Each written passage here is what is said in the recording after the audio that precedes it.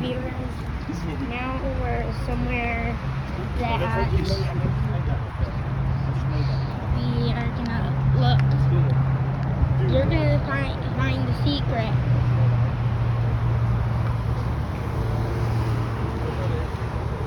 I have something.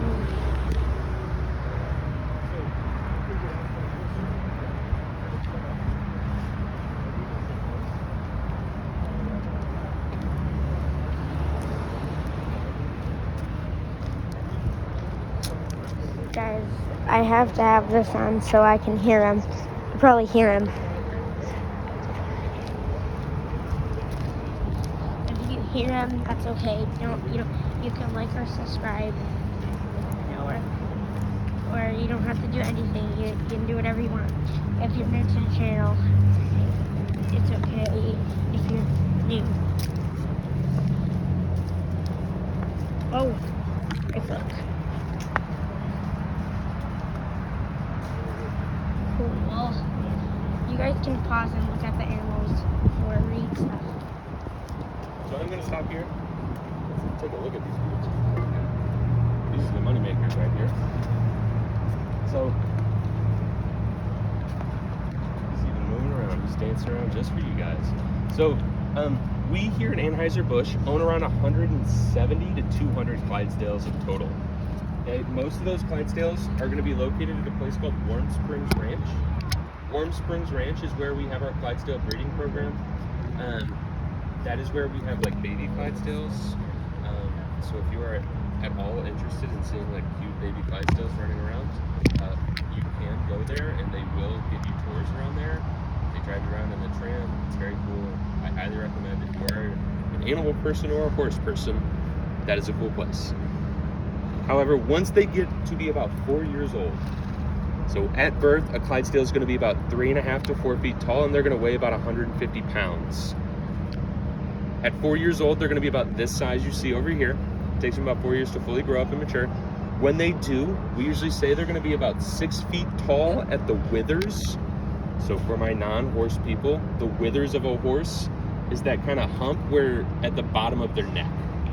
Right, so kind of at the base of their neck, where their shoulders meet their head, essentially. All right, that is their withers. They're going to be about 6 feet tall at that point, and then they're going to weigh anywhere from 1,800 to 2,200 pounds. Most of these guys, because we pick males for the hitch team, these guys tend to be much larger. So most of these guys are going to be around 2,200 pounds. The other thing I like to point out is that all our Clydesdales will have similar characteristics. So they're all going to have that kind of white blaze down the front of their face. They're going to have 4 white stocking and feathered feet. And then they're going to have a black mane and tail, and then that dark brown body. Okay, if they do not have all those characteristics, they will not get chosen for our hitch team. And what that means is basically they will live at Warm Springs Ranch, and they will live for about 25 years and hang out at the ranch. They do not get to become famous. I also wanted to be famous when I was a kid. Did not work out. This is as close I got giving tours here. All right. Any questions? No? All right. Come on. We got more of them inside. Let's keep moving. Viewers, if you have any questions, you can talk in the comments. We're gonna walk under a pipe bridge here. So if you guys look up, those stainless steel pipes on the bridge are how we transport all of here, all of the our shipments. You're gonna see them pretty much everywhere that we go. Especially as we make our way further down the street here, all the way to the stables.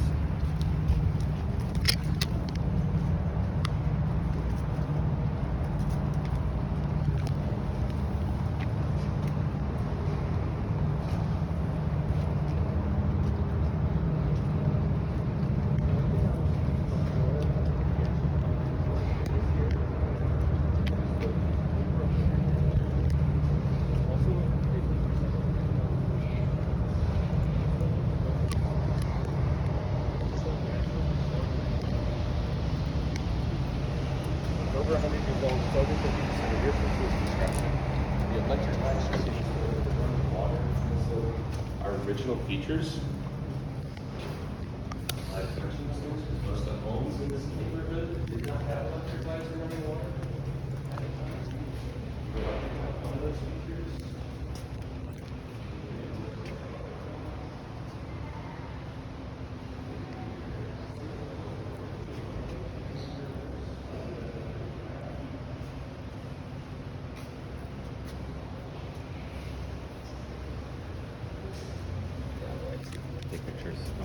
You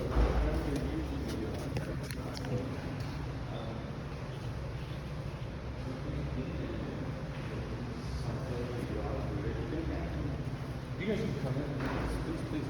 The only thing just stay in the road.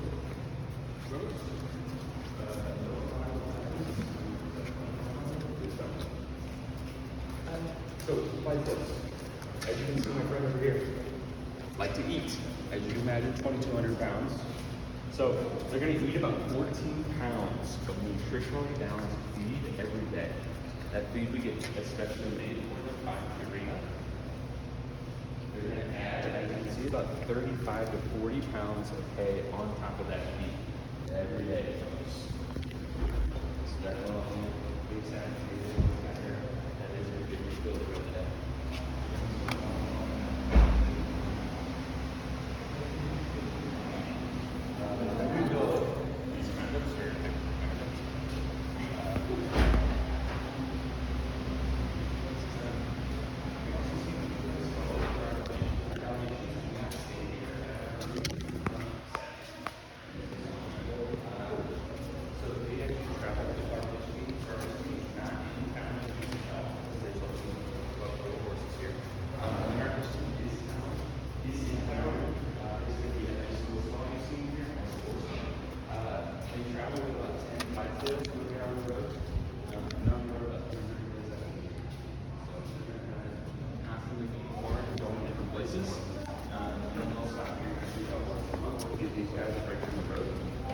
And when they do stop here, they'll exchange horses with us, so they'll leave horses here, take these guys for a run here, and out.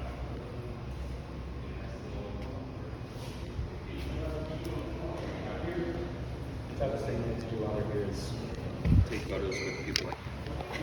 It's pretty much the hardest part of the job. The room in the very back there is the last room. That room is about 30 pounds. And they're custom made for each one of our horses that is on it. They will stay with that horse for the entire life. Those are not active. Those are all yeah. They're very nice. One weighs about 130 pounds. Right now.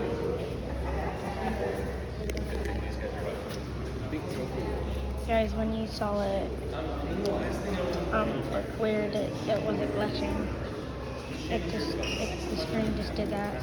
The screen on my phone just did that. So maybe At this condition, get this made. The 1904 Fair is held here in St. Louis. We've got a couple of details on the chandelier that he was really proud of and quite enjoyed. It kind of gives you an insight into what kind of guy he is. So if you look at the very top of the chandelier, let's just go into the right? And then put his logo all around it. And those eagles are holding laurels because in 1904 as well as the World's Fair,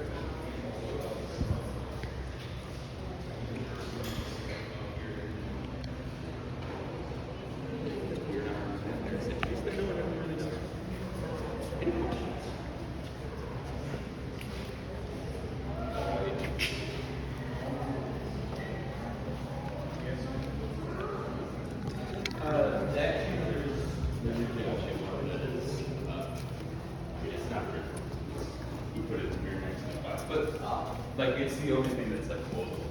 The rest of the size. We both did. yeah, someone actually asked me if I understand. You had a question? Yeah. Yeah, man. What's up? When did the horses come here? When did horses come here? Yeah. When did the horses come here? Okay, I got you. You ready? So, these stables were actually the Bush family's personal private stables. So these stables were actually the family garage. To be quite simply, their original home was this direction, basically that you look that way. That used to be their home. They knocked it down. They made more room for their brewery. Don't feel bad for them. They are doing okay. So, this originally housed nothing but simple race horses, your average regular horse. Right? Now, we started at a Clydesdale in 1933.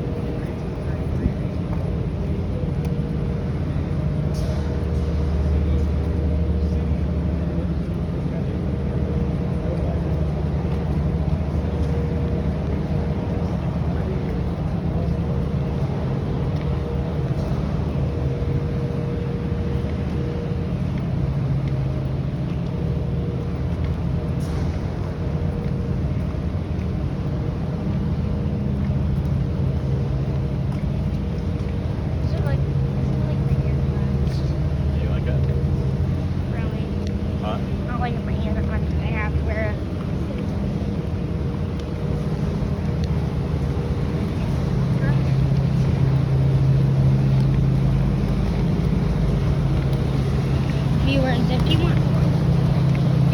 you want to come here, you can come here. Dad, what is it called? Anheuser-Busch. Now you heard it's Anheuser-Busch, guys. Viewers, you can check out this area. And in St. Louis, is it in St. Louis, Dad? Yeah. We're in St. Louis doing this thing. It smells like a full fridge in here. Guys, it's cold in here a little bit.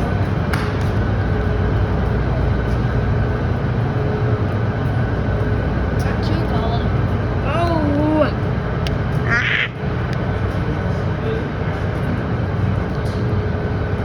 Look!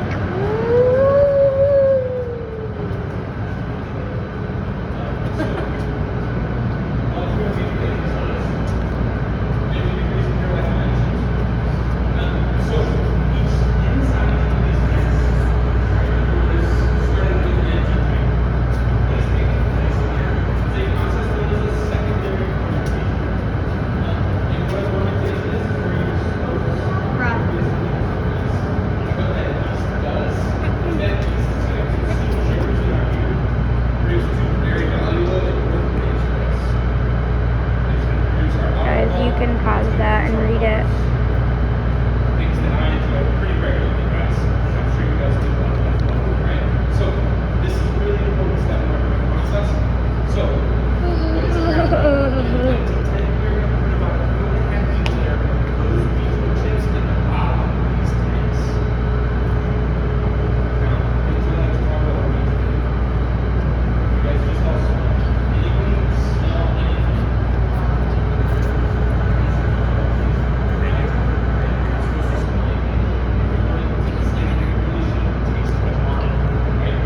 You probably heard me whispering into my dad's ears. That's okay. You know what it says. If you don't know, you should probably go back and see. You know what to say. I don't know.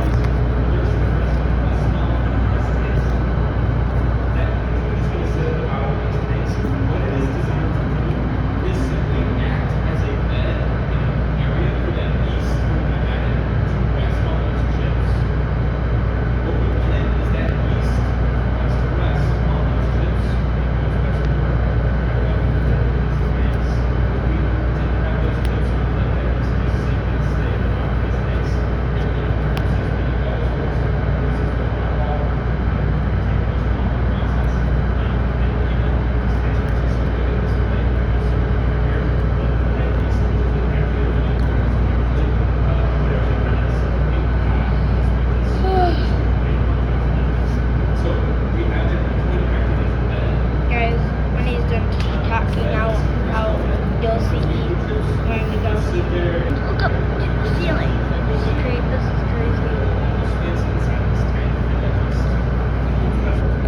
I'm surprised he's not done talking to them.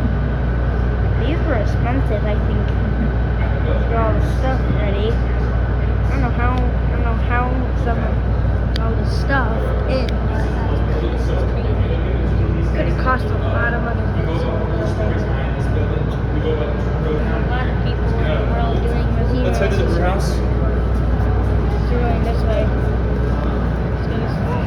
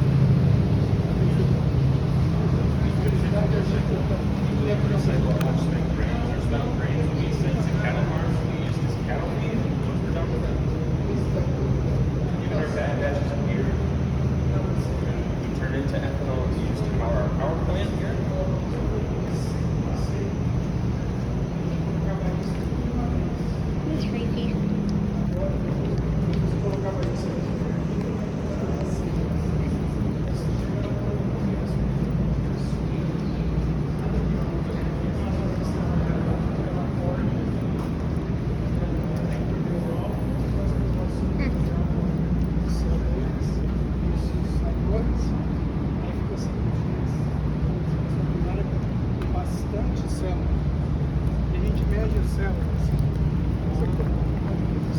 Você prolifera no e você começa, você tem mais ou menos 15 milhões de células por milímetro de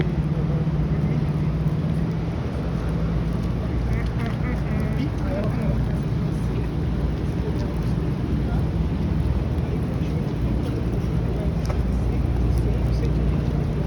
Is it raining now? Guys, it's raining now. I'm not gonna stop recording until it's in. So, this historic brew house, like I mentioned, is a National Historic Landmark. This room that we're about to go into, so these giant glass doors here, they look like they were not built for human beings because they were not built for human beings. These were actually built for trains. So this is actually an old train depot that I'm about to take you inside of. This is where our trains used to deliver our dry ingredients, basically, directly into our brew house where we could start all our brewing. All right. So the trains would pass through these doors. They would drop off our barley, our rice, our hops. All those dry ingredients would get loaded onto an elevator. I'm actually going to take you up our old grain elevators we used to use. In those elevators, they would go all the way up to the very top floor. And the very top floor of this building is where we would do all our milling. So this building used to work off of gravity. So the very top floor we would mill, the first step in the brewing process. It would drop down and go to step number 2 of the brewing process.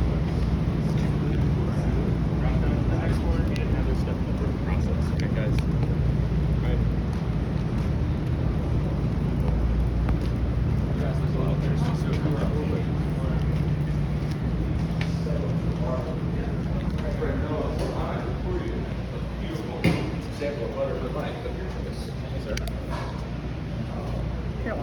If you're between 21 and 35, we'll need to see your ID. Or if you just want to There's none drinks that I want, right? There's no drinks that I want. What the? How can people fit?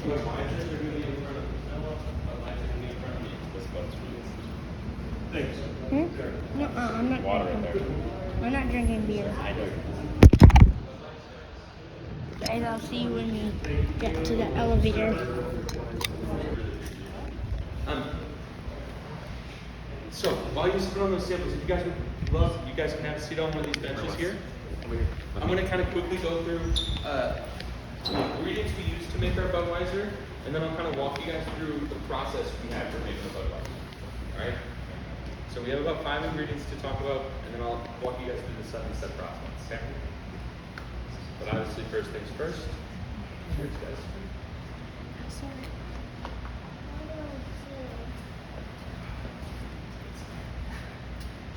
So, when we talk about beer, I start with barley. Barley is to beer what grapes are to wine, is usually how I kind of describe it for people. Barley is really what's given us most of our color. It's given us most of our flavor. Okay? So the darker you roast this barley, the darker your beer will end up being. Okay? So we want a nice golden color on our barley. We want like a nice golden color on our beer. Okay? The difference between a 2-row and 6-row barley is the row is telling you how the grain grows on the stalk of the plant. Right? So 2-row barley kind of grows in 2 rows. My cup is